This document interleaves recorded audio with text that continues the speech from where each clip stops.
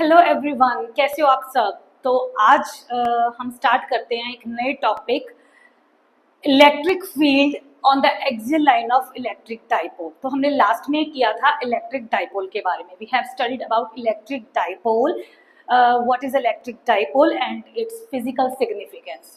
So today we will do about the electric field on the axial line of electric dipole. हमने ये भी articles किए हुए हैं that what is the value of electric field, what is expression of electric field because of a point charge. Okay, एक single charge की वजह से किसी पॉइंट पे इलेक्ट्रिक फील्ड फाइंड आउट करनी हो, if we have the continuous distribution of charges, then what is the value of electric field due to continuous distribution of charges. ये हमने अभी तक कर लिया. नाउ अब हम क्या करेंगे, हमने इलेक्ट्रिक फील्ड की वैल्यू फाइंड आउट करनी है because of the electric dipole. Electric dipole की वजह से हमारे पास किसी पॉइंट पे अगर इलेक्ट्रिक फील्ड फाइंड आउट करनी है तो उसकी एक्सप्रेशन हमारे पास क्या आएगी. So basically the second chapter is all about the expressions of electric field because of different charges, because of the single charge, because of continuous distribution, because of electric dipole. So in electric dipole there are two cases. We will do the first case here first, that is on the axial line. अगर हमारे पास कोई point, if we have any point on the axial line of the electric dipole, then what will be the value of electric field. So first of all we will understand this diagram. We have the electric dipole AP of length 2a. Okay, so at A point there is a charge minus Q, and at B point there is a charge plus Q. We have done the study of electric dipole, that electric dipole is the separation of two equal and opposite charges जिसका magnitude equal हो लेकिन जो sign है वो opposite हो, separated by certain distance. ये किया था हमने electric dipole. तो ये हमारे पास according to the definition of electric dipole we have draw this electric dipole as AB of length 2a. O is the center point of AB dipole. Okay, so हमने इसकी axis के ऊपर, axial line के ऊपर हमने एक point ले लिया P, where we have to find out the electric field. अब हमने P पॉइंट पे इलेक्ट्रिक फील्ड फाइंड आउट करनी है. तो मैं पहले आपको एक्सप्लेन कर देती हूँ आर्टिकल में करना क्या है. तो हमें सबसे पहले क्या करना है कि A पॉइंट पे जो चार्ज माइनस Q है, इसकी वजह से जो P पॉइंट पे इलेक्ट्रिक फील्ड आएगी वो वैल्यू फाइंड आउट करनी है. उसके बाद हमने बी पॉइंट पे जो प्लस क्यू चार्ज है उसकी वजह से जो इलेक्ट्रिक फील्ड आएगी बी पॉइंट पे वो फाइंड आउट करेंगे. E1 एंड E2 हमारे पास टू इलेक्ट्रिक फील्ड्स आ जाएंगी. उसके बाद हम उसकी net electric field find out कर लेंगे. अब इस डायग्राम में मैंने टू डायरेक्शंस बनाई हुई हैं. E1 की डायरेक्शन इस साइड पे है, E2 की डायरेक्शन इस साइड पे है. ठीक है, E1 की डायरेक्शन इस साइड पे इसीलिए है क्योंकि Q हमारे पास यहाँ पे माइनस Q चार्ज है. अब जब किसी पॉइंट पे हमने इलेक्ट्रिक फील्ड फाइंड आउट करनी होती है उस पॉइंट पे हम एक यूनिट पॉजिटिव चार्ज रख लेते हैं. हम क्या करते हैं, यूनिट का मतलब होता है जिसका मैग्नीट्यूड 1 होता है. हम एक यूनिट पॉजिटिव चार्ज रखते हैं क्योंकि यहाँ पे हमारे पास एक यूनिट पॉजिटिव चार्ज है. तो ये माइनस क्यू है, माइनस प्लस अट्रैक्ट करेंगे तो इधर को आएगी इलेक्ट्रिक फील्ड. फोर्स भी इधर को होगा और इलेक्ट्रिक फील्ड की डायरेक्शन भी इधर को ही होगी. लेकिन यहाँ पे प्लस क्यू चार्ज है, यहाँ पे भी प्लस है, तो जो E2 इलेक्ट्रिक फील्ड लगेगी because of the charge at B point, ये हमारे पास रेडियली आउटवर्ड्स लगेगी. तो उसकी डायरेक्शन उस साइड पे होगी. आई होप आपको ये डायग्राम बिल्कुल क्लियर हो गया होगा. Okay, one point is left, the R distance. R is the distance of the P point from the center of this electric dipole. इस सेंटर से, इस O पॉइंट से जहाँ पे हमने इलेक्ट्रिक फील्ड फाइंड आउट करनी है उस P पॉइंट का डिस्टेंस जो है हमारे पास वो क्या है, R. अब डायग्राम क्लियर हो गया. Now we will move towards the expressions of this article. तो सबसे पहले हम यहाँ पे E1 की वैल्यू लिखेंगे. आपने इलेक्ट्रिक फील्ड जो है उसकी वैल्यू पहले आर्टिकल्स में की हुई है, एक्सप्रेशन निकाली हुई है. किसी पर्टिकुलर एक पॉइंट चार्ज की वजह से किसी पर्टिकुलर पॉइंट पे क्या इलेक्ट्रिक फील्ड आती है. I will use that value है डायरेक्टली. सो E1 को मैग्नीट्यूड की फॉर्म में इस तरह भी लिख सकते हैं. अगर वेक्टर फॉर्म में लिखना है इसको तो बार लगाना पड़ेगा, ऐसे भी लिख सकते हैं. ठीक है, तो E1 की वैल्यू हमारे पास क्या आएगी, 1/4 पाई एप्सिलॉन नॉट, जिसकी वजह से इलेक्ट्रिक फील्ड है उसका मैग्नीट्यूड Q, यहाँ पे Q है हमारे पास, डिवाइडेड बाय, ठीक है, जो डिस्टेंस है उस पॉइंट का इस चार्ज से. क्योंकि अभी हम यहाँ पे जो इलेक्ट्रिक फील्ड E1 है वो फाइंड आउट कर रहे हैं इस चार्ज की वजह से. तो इस चार्ज का इस P पॉइंट से कितना डिस्टेंस है हमारे पास, ये वाला AP, दिस डिस्टेंस ना AP, that distance is AP. तो हमने यहाँ पे क्या लिख दिया AP स्क्वायर। तो यही एक्सप्रेशन, आई होप इसको 1 दे दो इक्वेशन, ये एक्सप्रेशन हमने निकाली थी जब हम एक सिंगल चार्ज की वजह से किसी सर्टेन पॉइंट पे इलेक्ट्रिक फील्ड फाइंड आउट कर रहे थे, ठीक है। तो सिमिलरली, अच्छा अब हम क्या करेंगे, we will put the value of AP। तो हमारे पास E1 की वैल्यू क्या आ जाएगी, E1 इज 1/4 पाई एप्सिलॉन, ये मैग्नीट्यूड में एक्सप्रेशन लिख रही हूँ तो इसलिए कोई वेक्टर मैंने यहाँ पे नहीं लगाया। Q डिवाइडेड बाई AP की वैल्यू क्या आएगी, AP इज व्हाट, इसमें देखो O का डिस्टेंस P के साथ कितना है R, और क्योंकि ये पूरा हमारे पास 2A है तो ये भी हमारे पास A हो जाएगा, क्योंकि ये सेंट्रल पॉइंट है, ये भी हमारे पास A हो जाएगा, तभी ये पूरा डिस्टेंस 2A बन जाएगा, ठीक है। तो AP पूरा डिस्टेंस हमारे पास क्या आ जाएगा, AO प्लस OP। AO है हमारे पास A, ये डिस्टेंस है हमारे पास A प्लस OP है हमारे पास R, तो total distance A to P is A plus R और R प्लस A, ठीक है। तो इसकी वैल्यू पुट कर दी मैंने R प्लस A स्क्वायर, ये हो गई फर्स्ट इक्वेशन।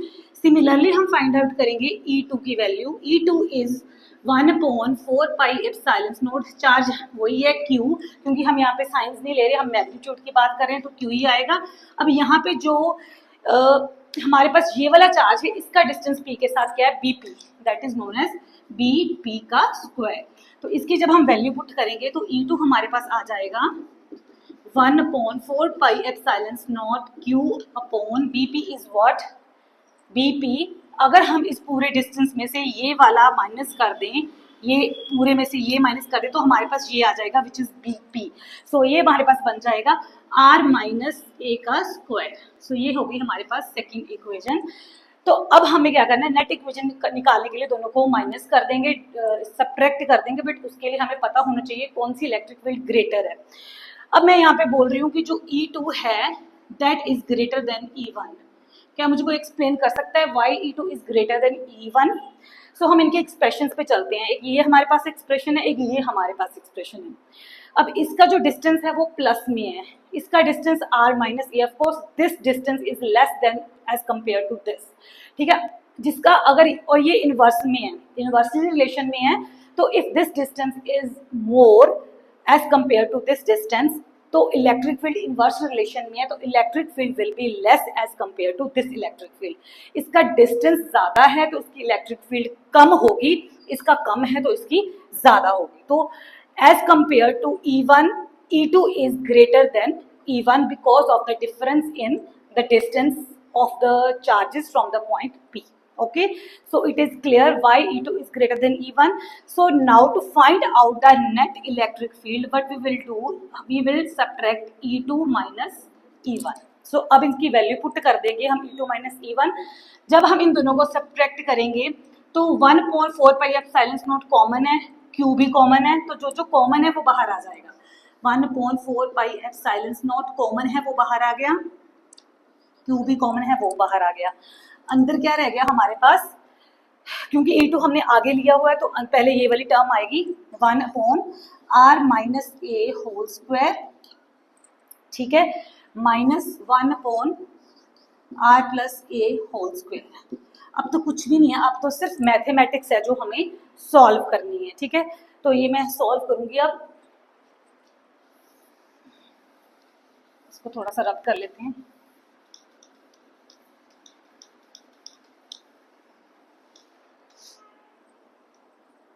देखो अब E क्या आएगा हमारे पास, ये एज इट इज आ जाएगी term Q/4 pi epsilon not.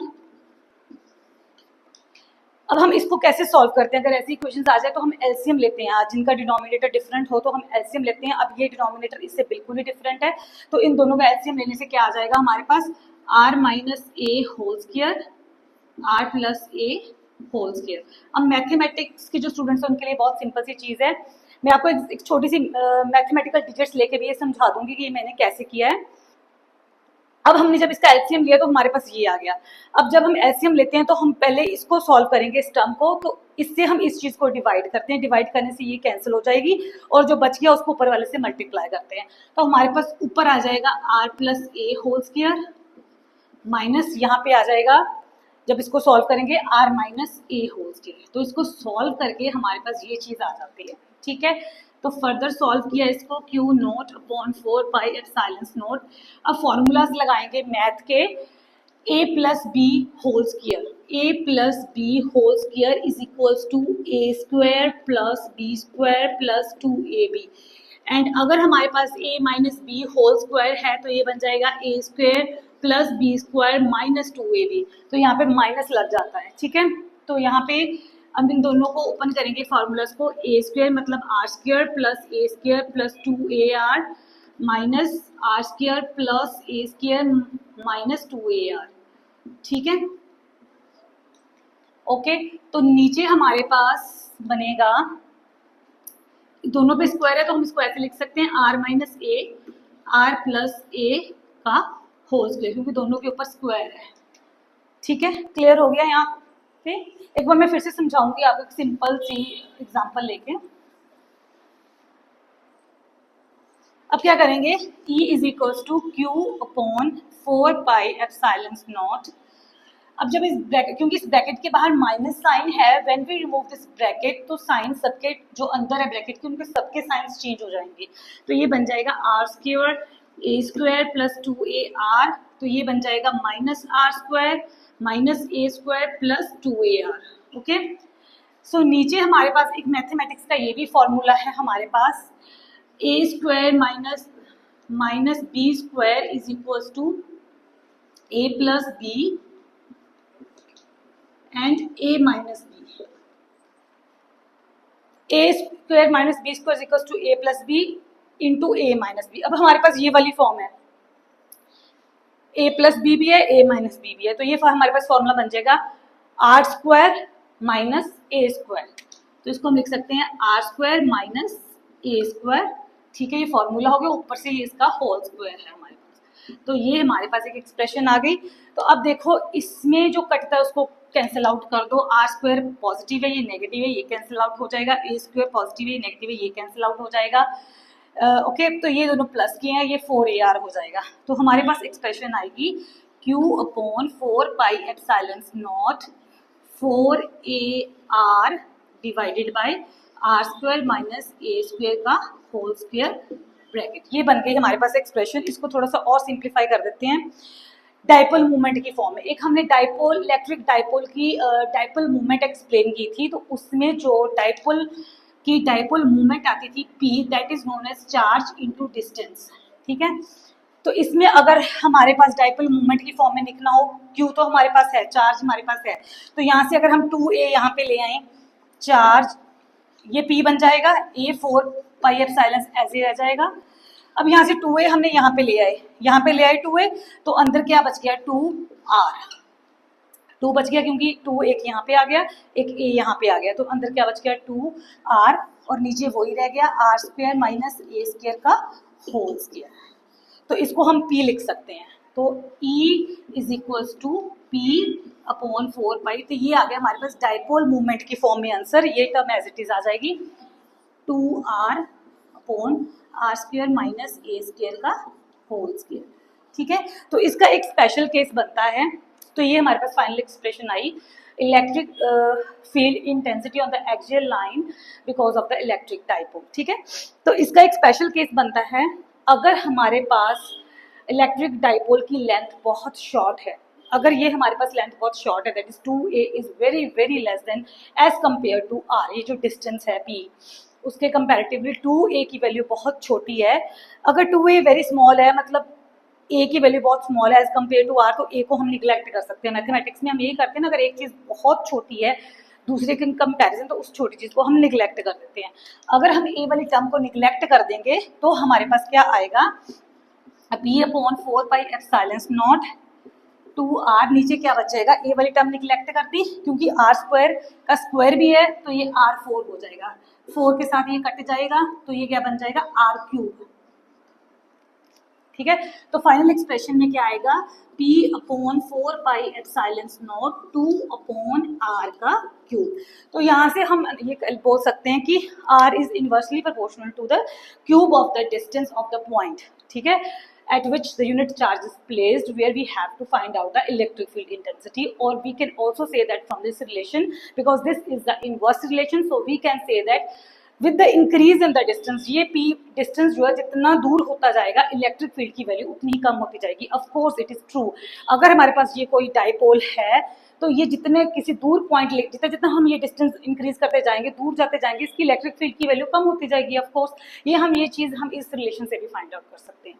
तो इसमें कुछ भी नहीं, इसमें मैथमेटिक्स है, ठीक है, मैथमेटिक्स का रूल अप्लाई किया हुआ है। अगर किसी को कुछ इस कैलकुलेशन में नहीं समझ में आता तो वो मेरे को स्पेशली डीएम कर सकते हैं, तो मैं उसको एक्सप्लेन करके वो स्पेशली मैसेज में डाल दूंगी ये कैसे ये कैलकुलेशन सॉल्व की गई है। ये आर्टिकल बहुत ही सिंपल है। इसका जो नेक्स्ट आर्टिकल आएगा वो इक्वेटोरियल लाइन पे आएगा कि अगर हम डाइपोल की जो इक्वेटोरियल लाइन है उस पर कोई पॉइंट ले लें तो उस पर हमारे पास इलेक्ट्रिक फील्ड की वैल्यू क्या आएगी।